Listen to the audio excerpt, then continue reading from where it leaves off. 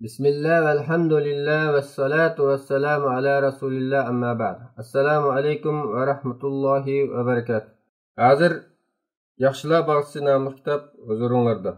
Bu kitapni tercüme ve şerhini işləyicilər Muhammed Salih, Damullam ve Nazire Muhammed Salih.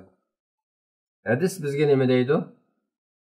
Bismillah deb kitapni açqınızda köz o'ngingizda hadislar xazinasining to'ridan o'rin olgan go'har nayablar julolanib turdi. Ularda mujassamlashgan iymon daraxidan shoxlanib chiqqan rangarang ma'nolar aql ko'zingizni nurlantirdi. Kitapni mutolaa qilib, hadislar qaynimida uzgan sari zehningiz ochilib, qalbingiz yo'rib, hidoyat kanidan texim ko'p javohiratlar qazog'ingiz keladi. Sizga to'g'ri tunish, pak, yorqin tuyg'u baxsh etgan, xo'sh hitlari bilan vujudingizni muattar qilib etgan bu bog'cha yaxshilar bog'chisi, ya'ni Riyodus Solihindir. Yaxshilar bog'chisi hadis kitoblari ichida manbasi sog'lom, mazmuni rangdor, hamma e'tirof qilgan asar bo'lish sifati bilan maydonga kelgandan to hozirgacha ahli islom tarafidan qizg'in olqishlanib kelmoqda. Bu kitob Qur'on Karimdan qolsalar tarqalish doirasi eng keng bo'lib, tavarruk kitob sifatida musulmonlar jamoasining qalb to'ridan o'rin olib keldi. Kitobda 2000 ga yaqin hadis berilgan bo'lib, ularni nufuzli hadisshunos Imom Navaviy ishonchlik sahih hadis manbalaridan o'tkir qalmi bilan zarkanlardan qiziqilgan sap oltindek tanlab olgan. Imom Navaviy hadislarni tanlashda Kutubi Sitta yoki Suhaha Sitta deb atalgan Sahihul Buxoriy, Sahihul Muslim, Sunan Abu Davud, Sunan Tirmizi, Sunan Nasa'i, Sunan Ibn Majah qatorliq mashhur hadis kitoblarini asos qilgan. Kitob 372 bobga bo'lingan. Har bir bobga ayrim mavzu qo'yilgan. Oldi bilan munosabatlik oyatlar keltirilib, ondan hadislar berilgan. Bu hol kitobning foydalanish unumdorligini texmi yuqori ko'targan. Qur'on Karim oyatlari bilan Qur'on Karim oyatlari, hadislar bilan hadislarning, Qur'on Karim oyatlari bilan hadislarning munosabati zich bo'lib, bir-biriga ching bog'langan. Ularning ba'zini izohlaydi, ish beradi, bir-birini to'liqlaydi. Birida umumiy rishtitil qilingan ma'no, yana birida tafsiliy bayon qilinadi. Birida tushunish qiyin tuyulgan mazmun, yana birida tushunishlik bo'lib keladi. Ko'z o'ngimizda jilolangan lafzi ixcham, mazmuni teran hadislar tilning go'zalligi, fikrning cho'nqurligi bilan kishini o'ziga mahliyo qilib oladi. Durri javohiratlardek yaltirab turgan esil mazmunlar yurakni titratib, dillarni hayajonga cho'mdiradi. O'qigan sari qalbimiz yo'rib, bardamligimiz oshadi. Hayotning cho'ng-kichik ko'ngilsizliklari orasida yuragi yaproqdek titrab, qamg'oqdek uchib yurgan inson iymon bilan mangulik yiltizini topadi. Nijot yo'li izlayotgan insonga buningdan ortiq to'g'ri yo'l va baxt bormi? Har bir hadisning oxirida shu hadisning qaysi hadis kitobidan ilinganligi eskartilgan.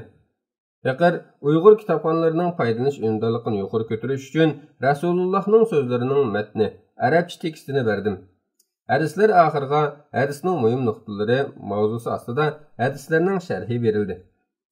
Hadislarning sharhi bilan qo'shilib kelishi arab ilm sohasida burunli umumlashgan bo'lib, Uyg'urlar din tadqiqotidagi tunji qadam hisoblanadi. Qarindoshlarimizning saviyasidagi farq tufaylidan hadisni asli ruhi bo'yicha tushunish uchun jazman hadislarning sharhisiga murojaat qilmay bo'lmaydi. Payg'ambar alayhissalomning so'zlari fasohat, balog'atning eng yuksak pallasida turadi. Alloh taolo Rasulullohga ixcham iboralar bilan cho'nqur ma'nolarni ifodalaydigan balog'at ato qilgan edi. Hadisning sharhisi hadisdagi mushkullarni yechib beradi. Cho'nqur ma'nolarni tafsiliy, ommabop tushunishli qilib beradi. Shunga hadisning sharhisi o'qirmanlarning bilish, tushunish cho'nqurligi va shar'iy ahkomlarni aniq bilib olishida cho'ng rol o'ynaydi. Masalan, kitobdagi do'zax havoyi havas bilan o'ralgan, jannat kishining nafsi yoqtirmaydigan narsa bilan o'ralgan. Qiyomat kuni muazzinlarning, ya'ni azan aytqochlarning bo'ylari eng uzun bo'ladi degan hadislardan har bir o'qirmanning hosil qilgan tushunchasi farqli bo'ladi. Endi ularning keyingi berilgan sharhlarini o'qib boqaylik. Birinchi hadisning sharhi İmam Qurtubi mundaq deydi. Bu hadis arab tilining eng yuqori fasohat balog'atini o'ziga mujassamlagan. Jannatga insonning Alloh taolo cheklagan, tark etish nafsiga qiyinroq tuyuladigan ishlarni tark etish bilan erishga bo'ladiganligi. Havoyi havasning keyniga kirmay, to'g'ri yo'ldan menish bilan do'zax azobidan qutulib bo'ladiganligini ko'rsatib bergan. Ikkinchi hadisning sharhi. Muazzinlarning sharafini va ularning qiyomatdagi martabalarining yuqorligini bayon qilish. Chunki muazzin kishilarni namozga chaqirib, yaxshilikka yetaklaydi. Kimki yaxshilikka yetaklasa, shu yaxshilikni qilguvchilarning savobi buningga yetib boradi. Yuqoridagi sharhlarni o'qigandan keyin o'qirmanlar hadislarni asli ruhiy va mazmuni bo'yicha to'g'ri tushunish imkoniyatiga ega bo'ladi. 80-yillari diniy sohadagilarga ochilgan bilim oshirish kurslarida Qur'on Karim tafsiri, Sahihul Buxoriy, Riyozus Solihin qatorliq kitoblardan dars bergan edim. Riyozus Solihinning hozirgi sharhining ximir turishi ayni chog'da Riyozus Solihin darsida hadislarni izohlash, sharhlash yuzidan bergan tushuntirishlarim asosida shakllangan. Bu qatim hadisni pishiqlab ishlash yuzidan Riyozus Solihinning o'lchamli sharhi Nuzhatul Muttaqinni asos qilib, yapaloq tili bilan ommabop qilib qayta ishladim. Kitobda bayon qilingan islom dinining tub aqidalari, namoz, ro'za, zakat, haj qatorliq arkonlari, shariat ahkomlari bilan birga yana ahli islomda bo'lishga tegishli adab axloqqa oid samimiy da'vatlar, oqilona tashabbuslar, dono pand-nasihatlar navbahorda ochilgan rangarang chechakdek ko'zimizni qamashtiradi. Albatta, biz zimmamizga yuklangan farz, vojiblarni ado qilish, haromdan saqlanish, ibodat ahkomlarini joyida bajo keltirish bilan birga yana ijtimoiy axloqqa doir hadislarni o'z amaliyatimizga tatbiqlab o'rganishimiz kerak. Kishi o'zidagi illatlarni tuzitib, qalbini tozalab, nafsini poklaganda ondan dunyo va oxiratning baxtiga erishishining yo'lini topgan bo'ladi. Sog'lom, pok e'tiqodni, durust, go'zal axloqni ul qilmagan ibodat jonsiz bo'lib, samarasiz daraxtga o'xshaydi. Hadis ruhi bo'yicha yengimizda to'g'ri dunyo qarash va axloq qarashini haqiqiy turg'izib, hayotimizni chulg'ib olgan g'aldi g'ashlardan paklana olsak va axloq o'lchimi, adab mezonlariga har vaqt amal qila olsak, ondan ismi-jismiga loyiq ahli islomdan bo'la olamiz. Butkul hadislar mazmunini bir gavda qilib turib, atrofliq mulohiza qilganimizda tunishimiz cho'nqirlab, ko'nglimizdagi chigish savollarga to'liq javob topiladi. U hayot safarimizda yo'liqqan mushkullarni yengishimizga ma'naviy kuch-quvvat bag'ishlaydi. Hadislarning ruhi vujudimizga singanda qalbimizdagi bo'shliqlar to'ldiriladi. Ruh moddaning, axloq manfaatining qurboni bo'layotgan bugungi kunda hadislarga tatbiqlab turib, shaxsiyatimiz va ijtimoiyatimizni davr qilgan holda axloq kategoriyasiga yotadigan ishlar ustida to'xtalib o'tishni zarur deb qarayman. İctimai axloq odam bilan odam, odam bilan jamiyat, odam bilan tabiat o'rtasidagi munosabatni tanishda hal qilg'uch rol o'ynaydi. Go'zal axloq kishilarni yuksak hayotga yetaklaydi. Faylasuflar va jamiyatshunoslarning qarashicha axloq fazilat shaxsning va jamiyatning sog'lom taraqqiy qilish uchun kam bo'lsa bo'lmaydigan halqiliq omil. Kitobdagi adab axloq va ijtimoiy munosabatga doir hadislarni ko'zdan kechirganda, kitobxonning ko'z o'ngida turmushning hamma sohasini o'z ichiga olgan chin insoniy xislatlarga yetaklaydigan mukammal bir sistema namoyon bo'ladi. Hadis qurlarida go'zal axloq musulmonchilikning muhim belgisi sifatida ta'riflanadi. Qur'on Karimda Alloh taolo Muhammad alayhissalomni haqiqatan buyuk axloq egisan deb Rasulullohning axloq fazilatini alohida madihiylagan. Rasulullohning "Men go'zal axloqlarni kamolatga yetkazish uchun avatildim" degan hadisidan biz Rasulullohning go'zal axloqlarni kamolatga yetkazish uchun o'gitish va umumlashtirishni o'z da'vatida nihoyat muhim o'ringa qo'yganligini bayqaymiz. Rasulullohning mu'min odam o'zining go'zal axloqi bilan kunduzi ro'za tutib, kechasi ibodat qilganlarning darajasi ko'tariladi degan so'zidan go'zal axloqli bo'lishning savobining naqadar kattaligini bilib olamiz. Ichinglardagi kishilarning yaxshilari eng go'zal axloqqa ega bo'lganlardir. Müminning tarasida chiroyli xuluqdan ig'ir kelgan narsa yo'q degan hadislardan go'zal axloqning müminning imonini o'lchaydigan muhim belgi ekanligini ko'rib olamiz. Shundaq, go'zal axloq samoviy nurdirki, uningsiz hayot, uningsiz jamiyat qorong'uga to'yiladi. Axloqsiz turmush qancha bezab ko'rsatilgani bilanmi, baribir zaif, ma'nisizdir. Axloq haqida to'xtalganimizda albatta ota-onasiga yaxshilik qilishni oldi bilan tilga olib o'tishga to'g'ri keladi. Qur'on Karim va hadis shariflarda Allohga sherik keltirishdan qolsa, ota-onani qaqshitish eng cho'ng gunoh ustida bayon qilinadi. Jannat onaning oyoq ostidadir. Allohning nazarida ota-onaga yaxshilik qilish eng suyumli amal hisoblanadi.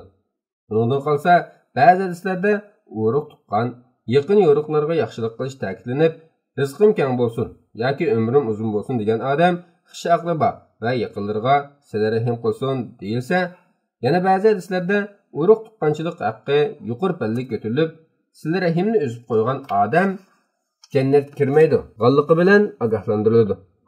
Mayli musulmon bo'lsin yoki g'ayri musulmon bo'lsin, taqvodor bo'lsin yoki fosiq bo'lsin, do'st bo'lsin yoki dushman bo'lsin, insonga yaxshi muomalada bo'lish, yaxshilik qilish talab qilinadi.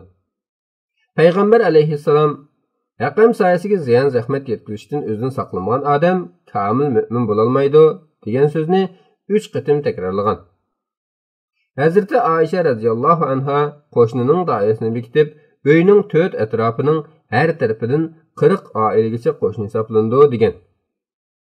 Bizdagi hozirgi qo'shnilarchilikning qanchalik bo'layotganligi har birimizga ayondir. Allohning kalomi va Rasulullohning hadislarida imoniy va insoniy majburiyatlarni ado qilishning zarurligi hikmatlik uslubda bayon qilingan. Nurg'un hadislar kishilar orasidagi insof ishonchni, do'stlik, inoqlikni kuylaydigan, o'zaro qarindoshlarcha muomalada bo'lib, osoyishlikqa undaydigan ideyalarning imonning bir jumlasi sifatida o'tirib qo'ydi. Alloh bilan qasamki, sizlar iymon aytmoqcha jannatga kira olmaysizlar. O'zaro do'stlashmoqcha haqiqiy mu'min bo'la olmaysizlar. Kishilarning o'zaro do'stlashishi Allohga iymon aytishdan qolsa, amallarining eng afzalidir degan hadislar shularning jumlasidandir. Kimki qarinishining oijisida bo'ladi ekan, Alloh uning oijisida bo'ladi. Kimki qarinishiga yordamda bo'ladi ekan, Alloh uningga yordamda bo'ladi. Hojatmanning ojidan chiqqan odamni Alloh qiyomat kunining qo'rqinishidan amin qiladi.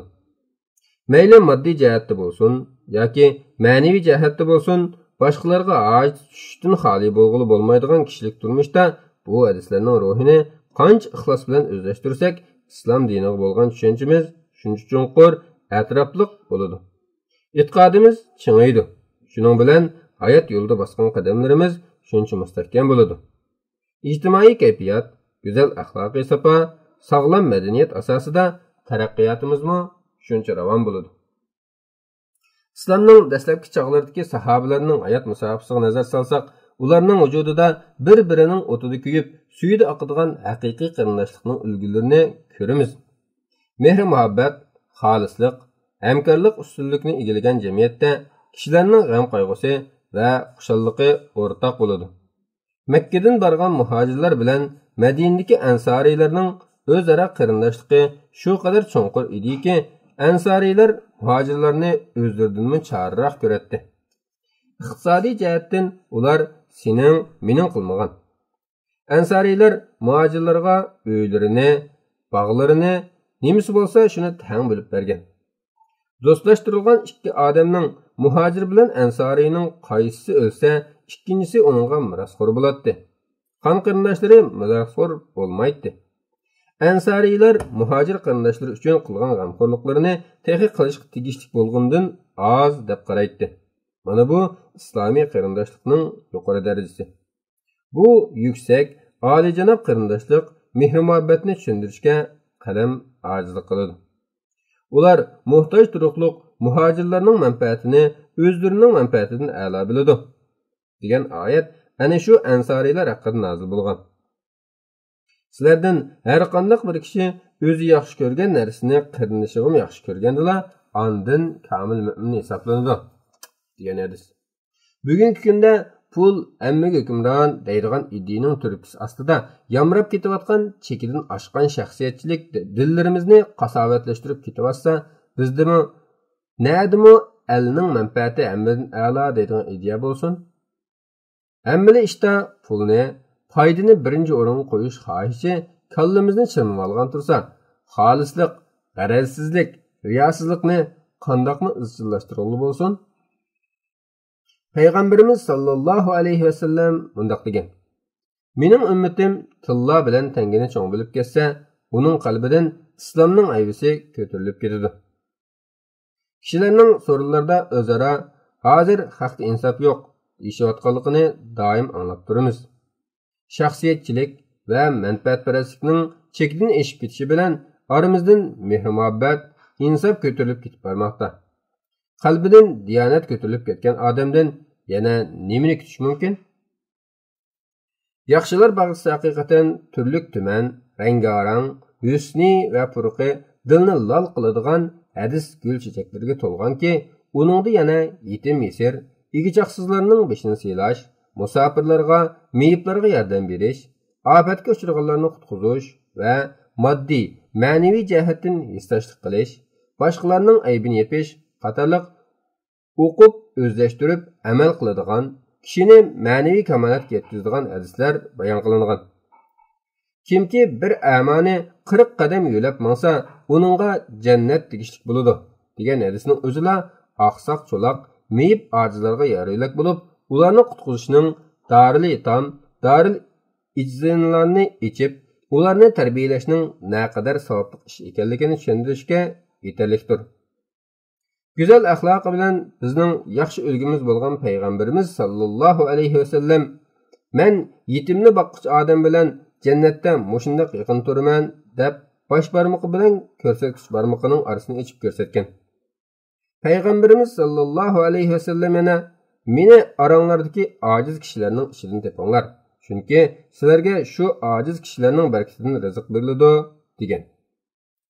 Kitob betlarini varaqlaydigan bo'lsak, kishini axloqiy yuksaklikka yetaklaydigan nurg'un hadislar ko'zimizga chiliqib turadi.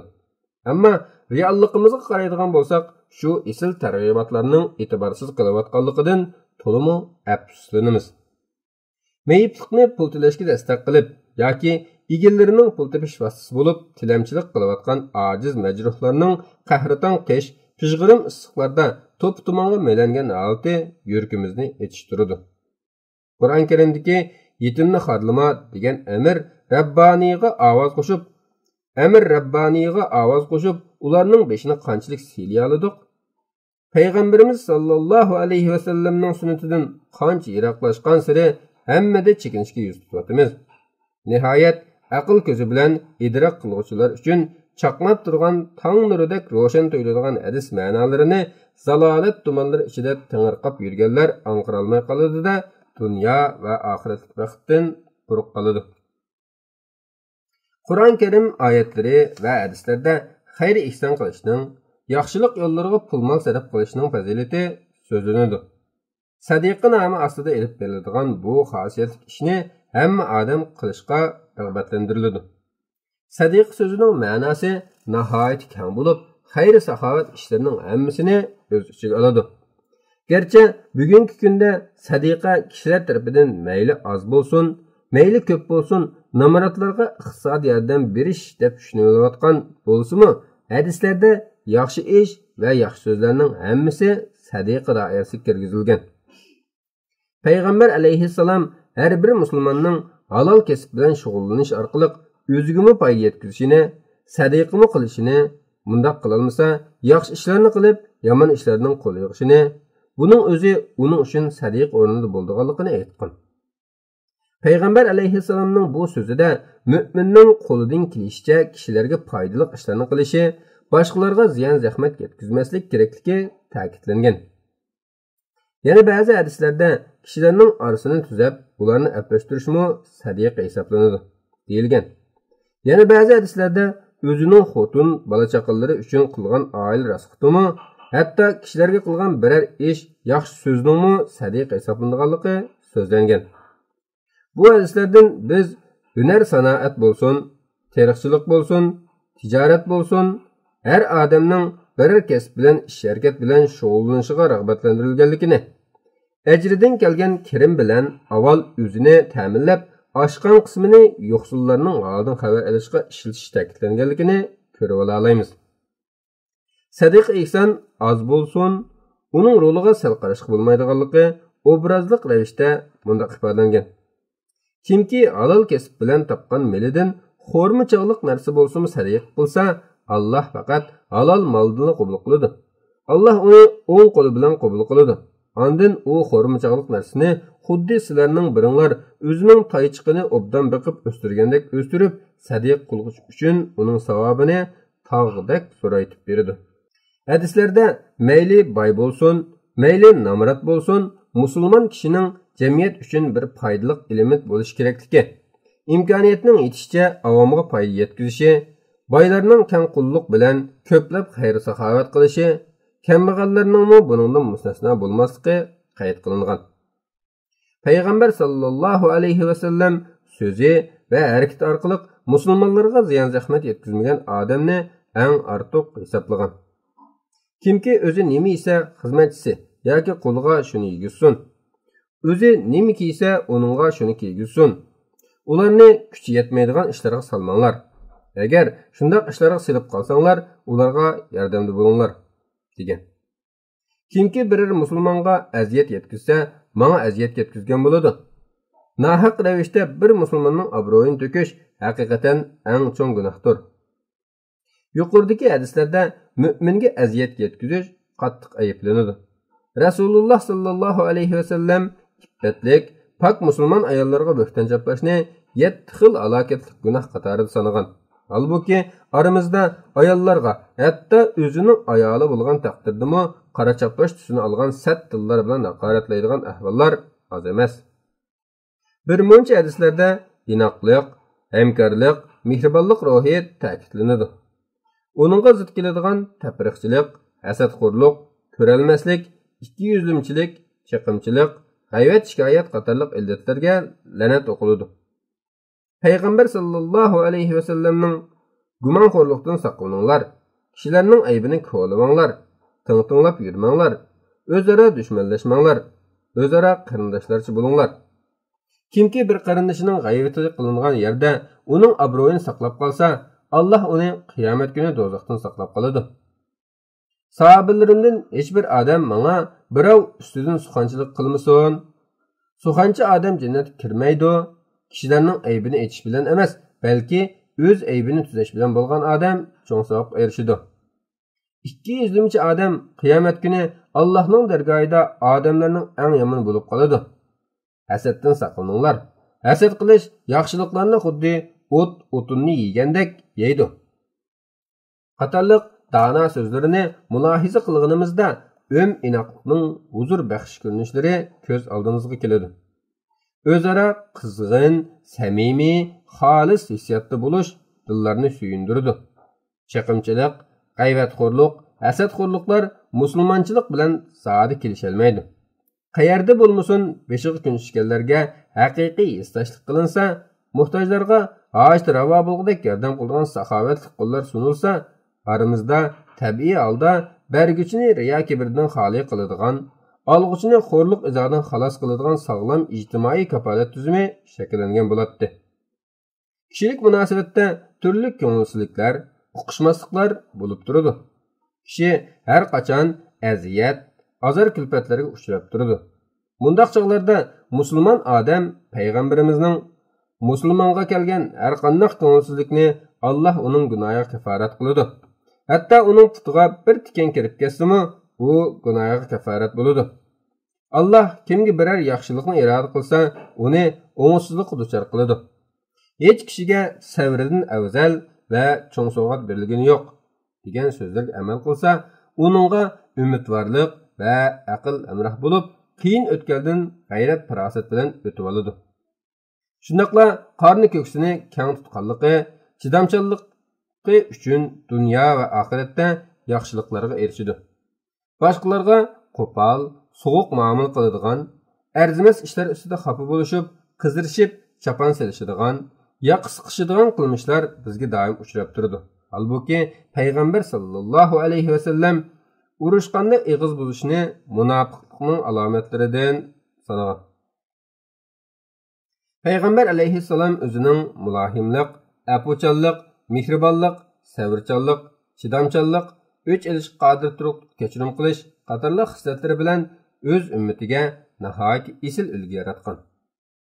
Bu mazmunlar Payg'ambar sallallohu alayhi vasallam muloyimlikdan mahrum qilingan odam butun yaxshilikdan mahrum qilingan bo'ladi. Allah bir qavmga yaxshilikni iroda qilsa, ular ichida muloyimlikni umumlashtiradi. Kishilarga rahim qilmagan odamga Allah rahim qilmaydi. Kishilar orasida Allah yomon ko'radigan odam dushmanlikka qattiq, husumatchi odamdir. Bir odamning bir diniy qarinishiga 3 kundan ortiq adovat tutib, bir-biriga ta'tir qarab yurishi durust emas. Ro'zunmi, sadiqadinmi, namozdinmi ortiq ish kishilarning orasini tuzashdir.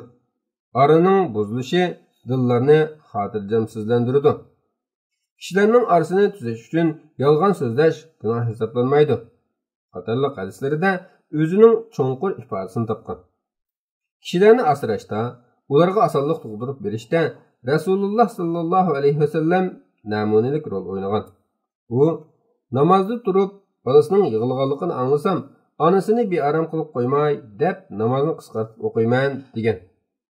Yashanganlarni hurmatlash, kichiklarni asrashda Payg'ambar sallallohu alayhi vasallamning yoshda cho'nglarimizni hurmatlamagan, kichiklarimizga ko'yinmagan odam bizga mansub emas degan dana so'zi bor. Turli so'rovlarimizning yolg'on yavodoq, fitna fasod, so'z cho'chaklar tarqatish usi bo'layotganligi hammaga ayon bo'lib, Payg'ambar sallallohu alayhi vasallamning kishining anglaganligi narsani so'zlab yurishining o'zi kishi uchun yetarli yolg'onchilikdir degan so'zi musulmonni har vaqt ig'ziga ezi bo'lishga ogohlantiradi. Sahobalardan biri Rasululloh sallallohu alayhi vasallamdan bunday so'ragan: "Bandining jannatga kirishiga sabab bo'lgan amal qaysi?" Rasululloh sallallohu alayhi vasallam bunday degan: "Taqvolik bilan go'zal axloq." Amisa do'zaxga kirishiga sabab bo'lgan amalchi ig'zi bilan avrat. Odamning yaxshi yomoni amaliyotda kishilar bilan bo'lgan muomalada sinaladi. Bo'libmi iqtisodiy muomala kishini sinashning halqiliq imtihonidir. Samimiylik, to'g'rilik, rostchilik, xolislik, insof, tavfiq, ishonch, haqqoniyatlar hadislarda madhilanib, makkarlik, aldamchilik, hilegarlik, yolg'onchilik, nomardlik, xiyonatchilik, qo'ymchilik, jazonixo'rlik, poraxo'rlik, vijdonsizlik, vafosizlik, kishining haqqini yevilish qatorliq razilliklar qattiq ayiblanadi. Hadisda yolg'on gap qilish, omonatga xiyonat qilish, va'dasiga vafo qilmaslik munofiqlikning 3 turlik belgisi sifatida tilga ilinadi. Kimki o'zida birovning ma'naviy yoki moddiy haqqi qolgan bo'lsa, uni qiyomat kuniga qoldirmay, mushu dunyoda rozi qilib etsin. Zulm qilg'ich odam haq egisini bu dunyoda rozi qilib etmay oxiratga qoldirsa, zulm qilg'ichning yaxshi amallaridan haq egisining qanchalik haqqi bo'lsa, shunchalik elib beriladi. Zulm qilg'ichning yaxshi amallari bo'lmasa, haq egisining gunohlaridan elinib, zulm qilg'ichiga yuklanadi. Hadislardan mayli qaysi ravish, qaysi usulda bo'lishidan qat'iy nazar, kishining misvak yaxshichalik narsa bo'lsa-mu, haqqini yevilishning u dunyoda bo'lsa-mu, egisiga qaytarilmasa, bo'lmaydigan qo'rqinchli haq ekanligini ko'z oldimizga keltira olamiz. Yana bir hadisda xiyonat qilmaslik, rost so'zlik bo'lish, go'zal xuluqliq va betama bo'lib halol kesib qilishdan iborat 4 xislat ustida to'xtalgan. Bir hadisda jazonini yeguchi, yegizgichi, yezib berguchi va uningga guvoh bo'lg'uchiga la'nat qilingan.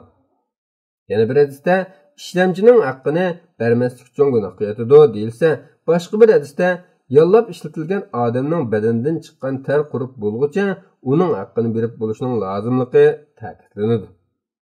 Qarzni vaqtida qaytarmay orqaga surish, zulm hisoblanish bilan qiyinchiligi bor qarzlarning muhlatini uzartib berish savob ish sanaladi. Kimki saxtlik qilayotgan u bizga mansub emas degan hadisda ilm birimda saxtpazlik qilish, yolg'on qasam qilish, saxta mollarni ishlab chiqarish va ularni setishmi o'xshashlar harom qilingan. İslamda birleşip ticaret qilishga rag'batlantiriladi. Hadisda şirik bo'lib tijorat qilish barakatli 3 ishning biri qilib ko'rsatiladi. Hadisi qudsiyda Alloh taolo tarafidan mundaq deyiladi: "Madamiki bir-biriga xiyonat qilishmaydi ekan, men ikki shirikning 3-chisi bo'laman. Qachonki ularning biri xiyonat qiladi ekan, men chiqib ketib, ularning orasiga shayton kirib oladi." Bizning Uyg'ur korxonchilarimiz shirkat bo'lib uyushib, mablag' ustunligini qo'lga keltirib, aql bulqini echib, bozor qonuniyati bo'yicha savdo qilishni va obraz tiklashning zarurligini texi degandek tunib yetmagandek qiladi. Bizning ruhoniyatimizga tafriqchilik, hasadxo'rlik singib ketganlik uchun savdo tijorat ishlarimizda birlik, uyushqoqlik, o'zaro yo'lashdan yiroqmiz. Birmuncha kishilarimiz savdo sohasida o'zlarining tirishchanligi va chivanligi bilan uzib chiqib, yoq yurtlarda ko'z ko'rinayotgan bo'lsa-mu, tashkillanib biror qonunli shirkat shaklini olmaganlik uchun savdo raqobatida yolg'iz otning chini chiqmas, chini chiqsa-mu dingi chiqmas degandek cho'ng ishlarni vujudga chiqarib, ustunlik qozonishga qurbi yetmayotdi. Hammada yomoni ayrilganni bo'ri yer degandek ular bulang-talang suiqasdlarga uchrab, hem jinidan, hem milidan ayrılıvatıdı. İş ömlükte, kuch birlikte degan atalar sözümü yuqorqi hadis ruhiga mos holda hamma bir niyatda bir yoqdan bosh, bir yondan qo'l chiqarib ish ko'rishimiz lozimligini ta'kidlab turibdi. Qur'on Karimdagi o'lcham va tarozida kambargishlarga voy, ular kishilardan o'lchab olgan chog'da to'liq oladi. Kishilarga o'lchab yoki tartib bergan chog'da kam beradi degan oyatlarda tarozi o'lchamda adil bo'lish alohid ta'kidlanishdan tashqari hadisda o'tganki ummatlarning tarozi o'lchamda saxtlik qilganliklari tufaylidan halok bo'lganligi eslatib o'tiladi. Hadislarda halol kasb bilan shug'ullanishning, halol yeb, halol yashashning yo'llari ko'rsatiladi. Ahmiyat so'zlanadi. Halol rizq izlash har musulmon uchun vojibdir. Kimki halol kasb qilish yuzidan og'rib qolsa, gunohlari afv qilinadi. Rizqning ziminning yoshirin joylaridan talab qilinglar. Kishining o'z emgiga tayinib yegan tamog'i eng halol tamoqdir. Allohning payg'ambari Davud alayhissalom o'z emgiga tayinib yashaydi. Kimki halol yesa, sunnatga amal qilsa, kishilarga yomonlik qilmasa, u jannatga kiradi. Mana bu hadislarda yuqori to'van, pokiz mehnat, jafoliq, yenik demay, biror kasb bilan shug'ullanadigan, halollarini farq qiladigan, o'z kuchiga tayinib yashashni sharaf biladigan, tutgan ishidan natija qozonib, boshqalarga ulgu bo'ladigan mehnat suyar, emgakchan kishilarning tipi suratlab berildi. Davud alayhissalom o'zining shuncha katta podshohligi, saltanati bilan yanada qo'l emgikidan yaltaymagan. O'zi ishlab yegan halol nonning ta'mi boshqacha bo'ladi. Emgakchan odam chidamliq va sog'lom keladi. Emgakchanlar qancha ko'p bo'lsa, ishlab chiqarish yuksalib, yurt ro'naq topadi. Hurulluq, tilamchilik, tayyortoblik kishini tushkunlashtiradi. Tamaxo'rlik, tilamchilik, pixsiqlik musulmon odamga yarashmaydi. Payg'ambar sallallohu alayhi vasallam tilamchilik to'g'risida monolarni degan: "Sizlarning biringlar tilamchilik darvosini ochsa, Alloh uningga piqirliqning darvosini ochadi. Kishi tilamchilik qilaversa, qiyomat kuni yuzda go'sht didori bo'lmagan holda hozir bo'ladi.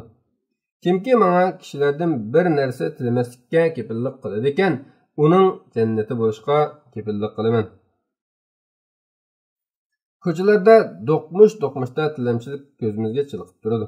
Ularga 30-40 tiyim berish bilan qarmay o'tib ketish yoki ularni tanbeh berib ayplash bilan ish bitamdi. Masalani tub yiltizini hal qilish uchun ularni qutqarishga, jon boqish yo'llarini ko'rsatib qo'yishga to'g'ri keladi. Payg'ambar sallallohu alayhi vasallamning qishiga ansariylardan bir odam narsa tilab kelgan. Rasululloh uningdan uyida bir narsa bor yo'qligini so'ragan.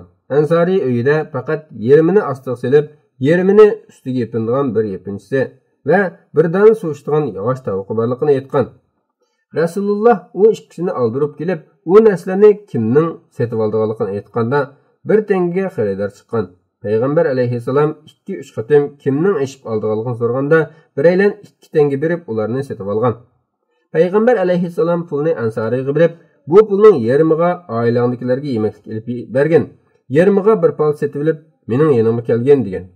Ansari paltini ilib Payg'ambar alayhissalomning yoniga kelganda, Payg'ambar alayhissalom paltiga sap o'rnatib berib, buning bilan jangaldan o'tin kesib kelib, bozorda sotqin. 15 kungacha menga ko'rinmagan degan. Shuning bilan Ansari o'tinchilik qilib, 10 tanga tepib, uning bir qismiga yemaklik, bir qismiga bo'lsa kiyim-kechak sotib olgan. Payg'ambar alayhissalom uningga "Mana bu tilamchilikda yaxshi, tilamchilik qilsang, bu qiyomat kuni yuziga dog' bo'lib qoladi" degan. Tandurust, o'z kuchiga tayanib yashash imkoniyati borlarmi, pul yig'ib parazitlarcha yashash maqsadida divan qiyofatga kirib olib, sadiqa baloni yer, tavba gunohni deb tilaydi. Tilamchilik qilish past tabiatliklarning ishi bo'lib, tuban bo'lsa-mu, biror kasb bilan shug'ullanib jon beqish albatta sharaflidir. Kishilar jamiyatda oila muhim o'rin tutadi. Kishilik jamiyatda oila muhim o'rin tutadi. Oila jamiyatdan iborat bu cho'ng gavdani tashkil qiluvchi kichik hujayra. Oila tuzalsa, jamiyat tuziladi. Shunlashqa ishni oldi bilan oilani tuzashdan boshlash kerak. Har odam oilaga nisbatan aqidalik, tarbiyalik, astoydil, mas'uliyatchan, jiddiy pozitsiyada bo'lishi lozim. Hadisda xuddi podachi o'z podasi ustida mas'ul bo'lgandek, qiyomatda er ayolning o'z oilasidagilar ustida savol so'roq qilinganligi qayd qilingan. Bolaning aqidasining, axloqining yaxshi yomon bo'lishidagi mas'uliyatning butunlay ota-onasida ekanligi bayon qilingan. Hadisda odam bolasi har nuqson illatlardan xoli holda sop holat bilan dunyoga keladi. Ota-onasi uni ya xristian, ya yahudi, ya majusi qilib chiqadi. Quluqi kesik tug'ilgan biror hayvonni ko'rgani yo'qdir. Quluqi kesik tug'ilgan biror hayvonni ko'rgani yo'qdir deyilgan. Bu hadisning ma'nosi nima degan cho'nqur? Ota-ona farzandlarini kichkidilla to'g'ri aqida asosida e'tiqodli, samimiy, tirishchan, fazilatli qilib tarbiyalash lozim. Qur'oniga yetmaganlarga qanchalik axloq tarbiyasi beryapmiz? Ularga talqin qilinayotgan, singdirilayotgan tarbiyani sagaklik bilan qanchalik kuzatyapmiz? Muqaddarki, farzandlarga ajdodlarning saf aqidasini singdirib, ularni diyonatlik, axloq ayoliq qilib tarbiyalaganligi uchun ota-onalar ig'ir bedel to'laydi. Tarbiyasizlikdan tapdan chiqqan farzandlarimizning dardidan puchilib yurganlar azmi? Ularning uvoli ota-ona bo'lg'uchilargami yoki farzandgami? Ota-ona bo'lg'uchi farzandlardan talab qilgan ishlarni oldi bilan o'z amaliyatida o'zi ko'rsatish lozim. Ota-onaning aqidasi, gap so'zi, yurish turishi, kiyinishi, aloqa munosabatlari bolaga angliq yoki angsiz holda ta'sir ko'rsatadi.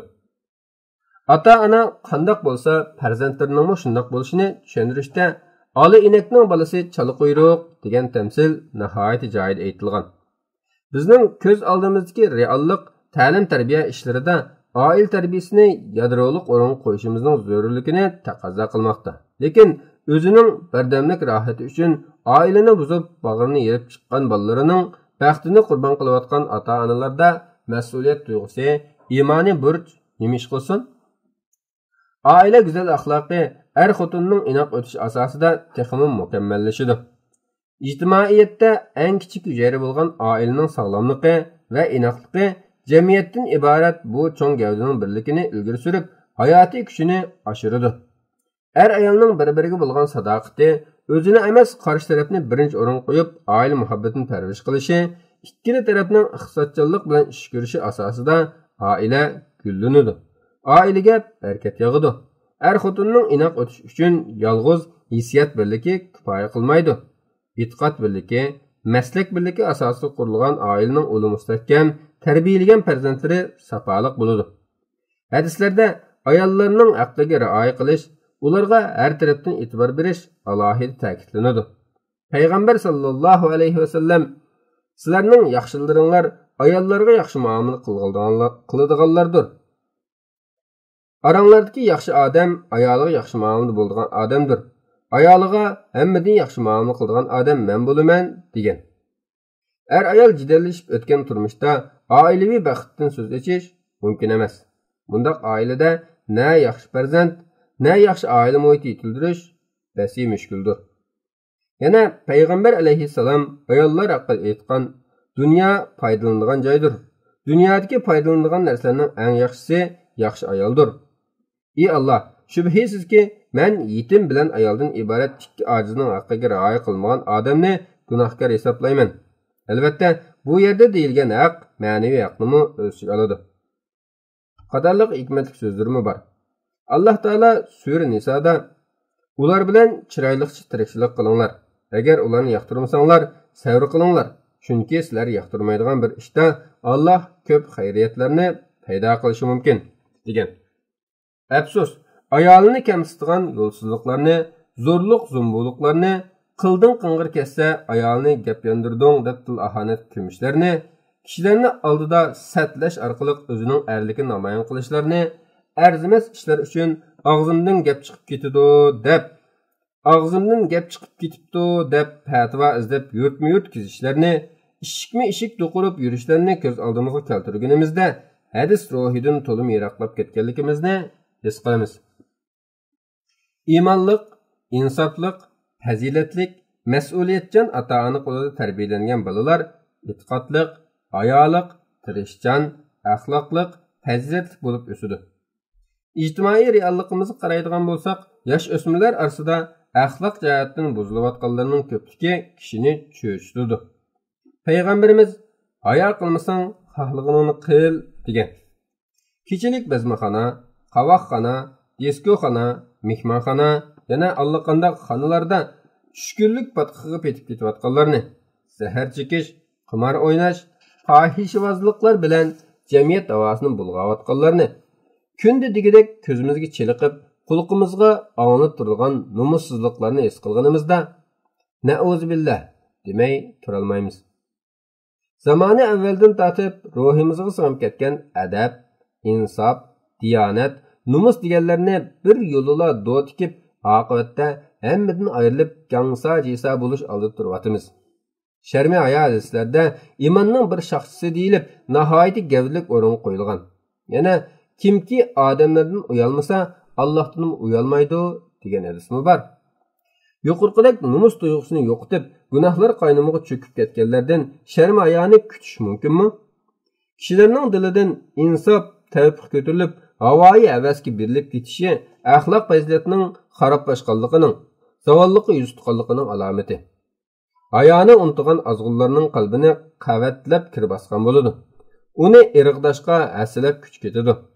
San'at namasida ba'zi qiz ayollarning jamoat so'rinlarida o'ynagan yerim yalang'och hayosiz usullarini, ko'chalarda badallarining uyatliq joylarini shahvoniy ko'zlarining ko'rmay qilishidan ansirab, atay ichib qo'yib, taraqishib yurishlarini, sayoq o'g'il qizlarning ko'p kunduzda ochiqchilikda uyalmasdan qilib yurganlarini nima degilik?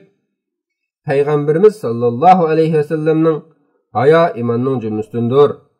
Sharmi hayo faqat yaxshilik elib keladi degan hadislarga rioya qilmaganning to'ldirib olg'isiz ziynini tortmoqdamiz.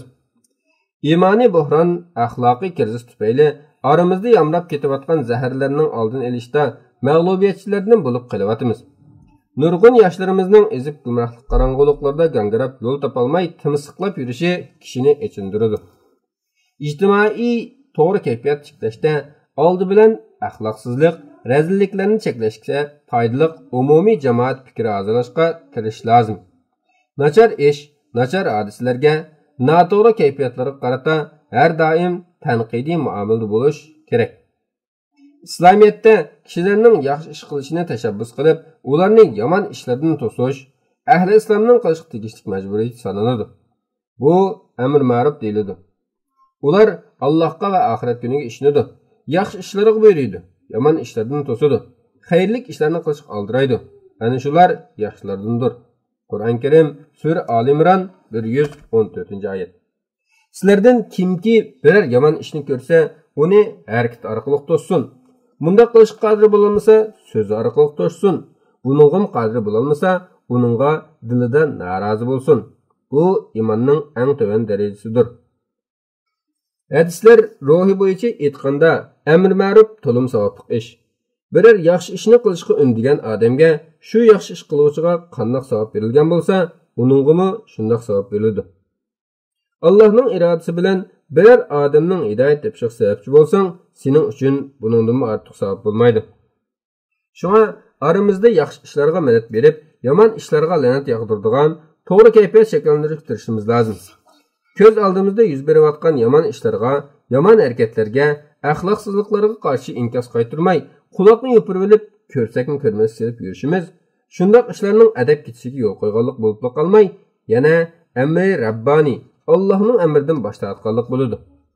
Mangdamda bir uchrab turadigan nashayan ishlarni ko'rmas silib olsaqmi, ko'zimizni yumib olsaqmi, baribir reallikqa nima amal deb sukut qilib o'ltirish bilanla ahli jamoatning mas'uliyatidan qutulmaydiganligini bunu hadisdan ko'rib olsak bo'ladi. Allah bilan qasamki, kishilarni yaxshi ishlarga buyurib, yomon ishlardan to'sishinglar kerak. Unda qilmasanglar, pat yaqinda Allah sizlarga o'z tarafidan bir balo avatadida, u vaqtda duo qilsanglar, duoyinglar ijobat bo'lmaydi. Ya'ni balo qazo qaytarilmaydi. Yana bir hadisda ko'chalarda o'ltirib paranglashuvchilarning yo'l ustida qilish tegishli ishining birisi yo'ldan o'tkishlarni yaxshi ishlarga buyurish, yomon ishlardan cheklash deyilgan. Amr ma'ruf ahli islomga qarata chiqarilgan ommaviy chaqiriq bo'lib, bu orqali har bir jamiyat a'zosini to'g'ri yo'lga solib, butun jamiyatni tuzash maqsad qilinadi. Payg'ambar alayhissalom mening ummatim amr ma'rufni tark etsa, ulardan ilohiy vahiyning barakati ko'tarilib ketadi deb aytgan. Qalblardan vahiyning barakati ko'tarilib ketsa, kishining burish tuyg'usi va vijdoni yo'qoladi. Kishining kishi bilan kari bo'lmaydigan, hamma odam o'z sanamiga dastlab yuraveradigan holat shakllanadi. Qur'on Karimda Yahudi dindikilarning o'zlari qilgan yomon ishlardan bir-birini to'smaganligi, ularning la'natgarda bo'lib ketishining sababi qilib ko'rsatilgan. Yurt akabirlari o'zlarini pinhon tutib, olimizning tuzish uchun sa'iy kuch qilmasa, axloqimiz bo'lishga yuzlanmay nim bo'lmoqchidi? Hunaring nima desa, hashamatchilik, so'ratvozlik qilib, saxt shuhrat qo'g'lishib, restoran bazmi so'rin tuzish bo'ldi. Bulardagi vaqt isrofchiligi, oshnan isrofchiligi, ma'nisiz paranglarni demayli qo'yayli. Isrofchilikning, cho'ngchilikning haromligi to'g'risida oyat hadislarda nurg'un bayonlar bor. Ularda isrofchilik qilmay normal turmush kechirish tashabbus qilinadi. İsraf qilmasdan va cho'ngchilik qilmasdan yanglar, ichinglar, kiyinglar va sadiq qilinglar. Iqtisodchilik bilan ish ko'rgan odam kambag'allashib qolmaydi. Yana bir hadisda pul molni isrof qilishinglarni Alloh yomon ko'radi deyilgan. Qavmning cho'nglari, kattallari madirlamasa, qavmning ishlarida jalinish bo'lmaydi. Odatda avam bilimdorlar, puldorlar, amaldorlarga agishidi. Ular chekidan oshgan qoida usullar, bid'atlarni tugitishda emas, avj oldirishda boshlamchilik qilmasa, va dariha deb soqol sipab o'ltirmoqdan boshqa nima amal? Ikkidan topsaq birini dapchalamiz. Manmanlik qilib, chakana nom atoq uchun boshqalar bilan pul hajashib beslashib, qarzsiz bo'lib qolganlarimiz ozmi? Hadislarda o'zini cho'ng tutganlarning Allohning g'azabiga uchraydiganligi, qalbida zarracha kibri bor odamning jannatga kirmaydiganligi qayd qilingan. İsrofxo'rlik qattiq cheklangan. Hatto Qur'on Karimda isrofxo'rlar shaytonlarning qarindoshlari deb qattiq cheklangan. Boshqani qo'yib turayli. Aqallisi so'rinlarda ziyoda ortiq hazırlangan tamoqlarning qoch-qochlarda to'kilayotganligi bilan payg'ambarimiz sallallohu alayhi vasallamning dasturxonga tushib ketgan yemeklikni adolat etib yeyitishni, qo'lidagi oshning yulqini yalab o'tishni cheklaganligini seztirib ko'rsak, Rasulullohning sunnatiga qanchalik amal qilayotganligimiz mana men debla chiqib turmamdi. Bizning milliy urf-odatlarimizda, an'anaviy qoida usullarimizda qadrlashga tegishli qimmatli an'analar, ro'shan xosliklar saqlanib kelgan. İslomiy elementlarni o'ziga mujassamlashtirgan an'analarda hadislarning iznasi nihoyat ro'shan ayon bo'lib turadi.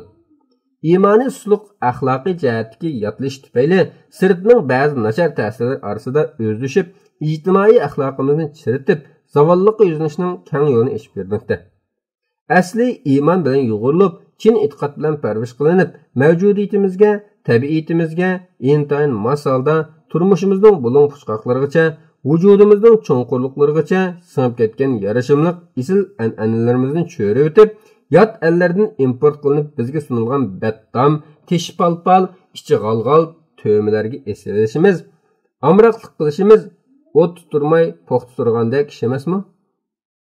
Esil an'analarimizni almashtirishda salaf solihlarning izida minib, pak ruh yetildirmasak, avlodlarning qilmish tufaylidan ajdodlarning arvohi urmamdi. Musulmonlar jamoasining real hayotiga qaraydigan bo'lsak, islom aqidalariga, ibodatlariga, ahli islomning urf-odat, qoida-usullariga din nomi bilan qo'shib qolgan ko'plagan bid'at xurofotlarni ko'ramiz. Kishilar o'ydirib chiqarib shariatga tangan bu bid'atlar odamni chunqur o'yga soladi. Qur'on Karimda Alloh taolo bugun sizlarning dininglarni butun qildim. Sizlarga ne'matimni tamomladim. İslam dinini sizlarning dininglar bo'lishni tanladim. Davasa ular qandaqdir Allohning shariatida yetarsiz bo'shliqlar bo'lib, uni to'ldirmoqchi bo'lganmidi? Kimki biror bid'at ishni paydo qiladi ekan, bu bid'atga ergashganlarning gunohidan hech narsa kamaytilmasdan paydo qilishga o'xshash gunoh yuklanadi. Ularni bid'atchilik yo'lidan hidoyatning afzali Muhammad sallallohu alayhi vasallamning hidoyatidir. Ishlarning yomoni dinda asli yo'q bo'lib, keyin paydo bo'lgan ishlardir. Bid'atning hammasi gumrohdir degan so'zimi to'sib qololmagan. Kimki islomda bo'lmagan ishni paydo qilsa, u narsa qabul qilinmaydi degan hadisning ruhi bo'yicha cho'ng kichik bid'atlarning hammasi rad qilinadi. Nurg'un hadislarda Allohning kitobi, Rasulullohning sunnati bo'yicha ish qilish tavsiya qilinadi. Abdullah ibn Umar radhiyallohu anhuning bir odam shukrib, "Alhamdulillah vassalatu vassalam ala Rasulillah" deganda Abdullah ibn Umar radhiyallohu anhu onunga Rasululloh bizga tushirganimizda sen aytgandek ta'lim bergani yo'q. Bizga tushirganda faqat alhamdulillah deyishimizni ta'lim bergan degan. Demak, Abdullah ibn Umar radhiyallohu anhu bid'atni ko'rib turib sukut qilib turishni xo'p ko'rmagan. Abdullah ibn Mas'ud radhiyallohu anhu kishilar biror bid'atni paydo qiladi ekan, uning badaliga biror sunnatni yo'qotgan bo'ladi degan. Rasulullahning sahobalari Rasulullahning sunnatiga yaqindan ergashib, kishilarning bid'at ishlariga yo'lamasligini tavsiya qilgan. Abu Bakr Siddiq radhiyallohu anhu bir nutqida "Men Rasulullahning sunnatiga ergashaman. Men Rasulullahning sunnatiga ergashaman. Bid'atdan yiroqman" degan. Ibn Mas'ud, Ibn Abbas, Huzayfa radhiyallohu anhum qatorliqlar sunnat bo'yicha ish qilishni, bid'at paydo qilmaslikni, bid'atga ergashmaslikni ta'kidlagan. Keyingi davrlarga kelganda bid'atning oldini olishga sal qaralganlikdan mayli aqida, mayli ibodat, mayli odat jihatlarda bo'lmasin, nurg'un bid'atlar maydonga kelib taralishga boshlagan. Alayliq, falchilik, ramchilik, qo'rchiliklar xili bosh ko'tarib qolgan. Qur'on Karimda hadislarda g'aybni bilish Allohga xos bo'lib, ularni Alloh taoladan boshqa hech kimning bilmaydiganligi to'g'risidagi bayonlar ko'p. Kimki bir kohinga, ya'ni ramchiga kelib, uning aytganlariga ishonsa, u Muhammad sallallohu alayhi vasallamga nozil qilingan vahiyni inkor qilgan bo'ladi. Kimki bir palchining oldiga kelib, uningdan biror narsa ustida so'rab, uning so'ziga ishonsa, uning 40 kunlik namozi qabul bo'lmaydi. Bir qism aldamchilarning pal selish, ram beqish orqali g'aybdan xabar beraman deb jo'ylishlari qip-qizil aldamchilikdir. Hadis ruhi bo'yicha aytganda, ba'zilarning falchilarning oldiga berib, ularning so'zlariga ishonishi kufrga olib boradigan yomon qiliqdir. Kasal davolash maqsadida baxshilarga pir o'ynatish, daxillarning oldiga berib tushuniksiz bema'ni narsalarni o'qitib dam soldirish, afsun o'qitish islom shariatida cheklangan harom ishlardir. Shunaqla ko'z tegish, balo qazolardan saqlanish maqsadida tumar, ko'z munchoq, har xil marjon, tosh, bo'ri o'shqi, burkut tirniqi deganga o'xshash narsalarni esilishmi, kimki foyda olib keladi yoki ziyon zahmatni dafi qiladi deydigan e'tiqod bilan tumarga o'xshash biror narsa esib oladi ekan, uning qalbi Allohdan shu narsaga burilib ketadi degan hadisning mazmuni bo'yicha gunohli ishlardir. Salaf olimlaridan ba'zilar oyatlar va Allohning nomi zikr yozilgan tumarlar bundan mustasno bo'lib, buning karohati yo'q deb qaraydi. Shuningdek, Qur'on Karim oyatlari va Rasululloh sallallohu alayhi vasallamdan o'qilganligi rivoyat qilingan duolarni o'qib tamsolsiz durust bo'ladi. Musulmon banda mumkin qadar qasam ichishdan saqlanishi, har qanday ishga qasam ichavermaslik kerak. Qasam ichish to'g'ri kelganda Alloh taolaning ismlari va sifatlari bilan qasam ichish kerak. Hadisda kimki Allohning g'ayri bilan qasam ichar ekan, Allohga sherik keltirgan bo'ladi deyilgan. Shuning uchun ota-bobolarning mazari mashayihlarining nomini tilga olib qasam qilishga, non haqqi, tuzaqqa, non ursun, tuzko'r qilsin va kaza deb qasam qilishga bo'lmaydi. Shumpal almaslik to'g'risidagi hadislarda payg'ambar sallallohu alayhi vasallam shumpal almaydi deyiladi. Bu qushning o'lishi, so'l qapoqning tortishi shumliqni chillaydi. Oyga yarashmadi. Ara ayda to'y qilsa bo'lmaydi. Pokon ishni pokon vaqti qilsa bo'lmaydi degandek qarashlarning hammasi asossiz, xurafiy qarashlardir. Kishining taqdirini yulduzlarga bog'lash, jadu sehr qilish, isitqu, suvutqu, isiriq silish, nuqchi qadash, ko'ch qilish, ashlash, o't ko'chirish, meyit chiqqan uyda 40 kungacha chiroq o'chirmaslik qatorliq bid'at, xurofotlikning tipik ifodalaridir. İslam dinining ko'rsatmasi deb qarab, meyitning 3 nazirini, 7 nazirini, 40 nazirini, yil nazirini o'tkazishni musibatning belgisi deb qarliq tutish, belgi oq bog'lash, oq silishlarni islom dinining qoidasi deyish bo'lmaydi. Meyit uchun un silib yig'lash, no'g'ich tayinib g'azli qo'shiqlarini qo'shib yig'lash, 3 kundan ortiq g'az tutish. Faqat eri qazo qilgan ayol kishilar eri uchun 4 oy 10 kun g'az tutish kerak. Yani 3 gündən artıq g'az tutish durust bo'lmaydi. Hadislarda qabri qatirish, gumbaz yasash, qabri gej ishlatish, qurilish qilish, qabri ustida o'ltirish, qabri yoniga masjid silish qatorliq ishlar ma'ni qilingan. Hanafi, Shafi'i, Maliki, Hanbali mazhablarining hammasida qabri yasashning durust emasligi birdek ta'kidlanadi. İmam Abu Hanifa rahimahullohning shogirdi İmam Muhammad rahimahulloh Asar nomli kitobida qabriga gej ishlatish, qabri qatirish, qabri yoniga masjid silishlarni yomon ko'ramiz degan. Ibn Abidin Durul Muxtar kitobining sharhisida qabri yasashni durust deydigan odamni ko'rmadim deydi. Meyitni dafn qilib bo'lib, qabri ustiga zamindan bir g'aricha egiz to'pi davlab qo'yish mana bu sunnatdir.